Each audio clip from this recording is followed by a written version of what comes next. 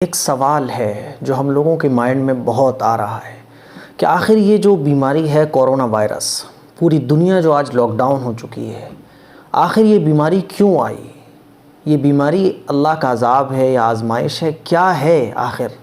آج پوری دنیا لاک ڈاؤن ہو چکی ہے، پوری دنیا اس وائرس سے جوجھ رہی ہے، پوری دنیا اس وائرس کی وجہ سے پریشان ہے۔ آخر یہ بیماری اللہ کی طرف سے کیوں آئی؟ پوری دنیا لاک ڈاؤن کیوں ہو گئی؟ اور پھر اتنی دعائیں ہو رہی ہیں، اتنا مانگا جا رہا ہے، پھر بھی یہ بیماری ختم کیوں نہیں ہو رہی ہے؟ تو آئیے ہم اور آپ اس کا جواب جانتے ہیں۔ اللہ رب العزت کا ایک قانون ہے، اللہ کا ایک نظام ہے کہ جب اس دنیا پر رہنے والے اللہ کی جو مخلوق ہے، جو انسان ہے، جب وہ اللہ کی سرحدوں کو توڑتا ہے، جب وہ اللہ کی بنائی ہوئی چیزوں کو ختم کرتا ہے، ظلم حد سے زیادہ بڑھ جاتا ہے، گناہ خوب عام ہونے لگتے ہیں، خوب دھڑلے کے ساتھ اس خالق کی نافرمانی ہوتی ہے جس نے انسان کو بنایا ہے، جب حرام کو حلال سمجھا جانے لگتا ہے، جب غریبوں پر ظلم ہونا شروع ہو جاتے ہیں، جب حق مارا جانے لگتا ہے، قتل و غارت گیری عام ہو جاتی ہے، تو پھر اس طرح کی وبائیں قدرت کی طرف سے آتی ہیں۔ اور ان وباؤں کے ختم کرانے کا صرف ایک ذریعہ ہے، وہ یہ کہ انسان سیدھے راستے پر آ جائے۔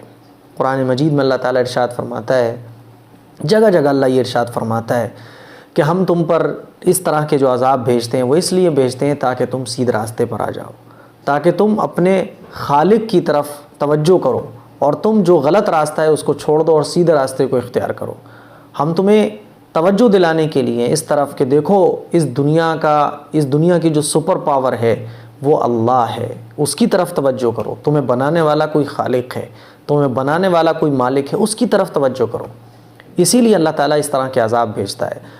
اور یہ جو کورونا وائرس ہے اور اس طرح کی جو وبائیں ہیں جو دنیا میں آتی ہیں، بڑی بڑی بیماریاں ہیں، بڑے بڑے عذاب ہیں، زمین کا دھسنا ہے، طوفانوں کا آنا ہے، اور اس طرح کی جتنی بھی چیزیں ہیں، یہ ایک ایمان والے کے لیے آزمائش ہے۔ ایک ایمان والے کے لیے یہ عذاب نہیں ہے بلکہ آزمائش ہے۔ اور جو غیر ایمان والا ہے، جو گناہوں میں مبتلا رہتا ہے، اس کے لیے یہ عذاب ہے۔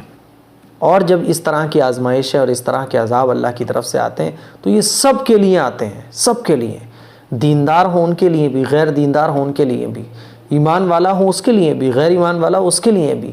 ہاں، فرق اتنا ہے کہ مرنے کے بعد جو ایمان والا ہوگا اس کے لیے بہتر فیصلے ہیں۔ اور یہ بیماری، یہ عذاب، یہ آزمائشیں جس کو ہم لوگ طرح طرح کے نام دیتے ہیں، یہ ایمان والے کے لیے آزمائش ہوتی ہے۔ اور اس پر جب ایمان والا صبر کرتا ہے، اس پر ایمان والا اللہ سے دعائیں کرتا ہے اور صبر کرتا ہے، تو یہ بیماریاں، یہ آزمائشیں اور یہ عذاب جس طرح سے ہم لوگ طرح طرح نام دیتے ہیں، یہ سب ایمان والے کے لیے آخرت میں درجے بلند کرنے کا ذریعہ بن جاتی ہے۔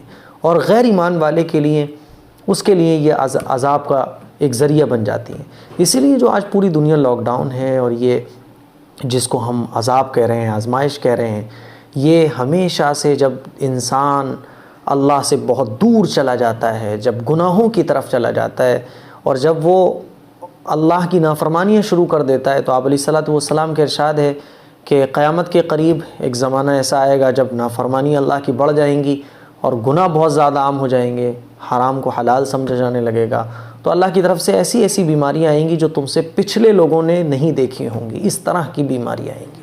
اور آج یہ ساری حدیثیں جو ہمارے آقا صلی اللہ علیہ وسلم نے بیان فرمائی ہیں، ہم ان ساری باتوں کو اپنی آنکھوں سے آج دیکھ رہے ہیں۔ اسی لیے جو بیماری ہے یہ صبر کرنے والوں کے لیے، ایمان والوں کے لیے ایک آزمائش ہے۔ اس پر جب ایمان والا صبر کرتا ہے اور اللہ سے دعا کرتا ہے تو مرنے کے بعد اس کے درجے بلند ہوتے ہیں۔ غیر ایمان والا اللہ کی ان آزمائشوں پر، اللہ کی طرف سے یہ جو آفتیں آتی ہیں، اس پر وہ اللہ کو نہیں پہچانتا ہے اور اپنے گناہوں سے توبہ نہیں کرتا ہے تو اس کے لیے عذاب ہے۔ اسی لیے ایسے موقع پر ہمیں دعا کرنا چاہیے، اللہ سے جتنا ہو سکے توبہ استغفار کرنا چاہیے اور صبر کرنا چاہیے اور اپنی آخرت کی تیاری کرنا چاہیے۔ السلام علیکم ورحمۃ اللہ وبرکاتہ۔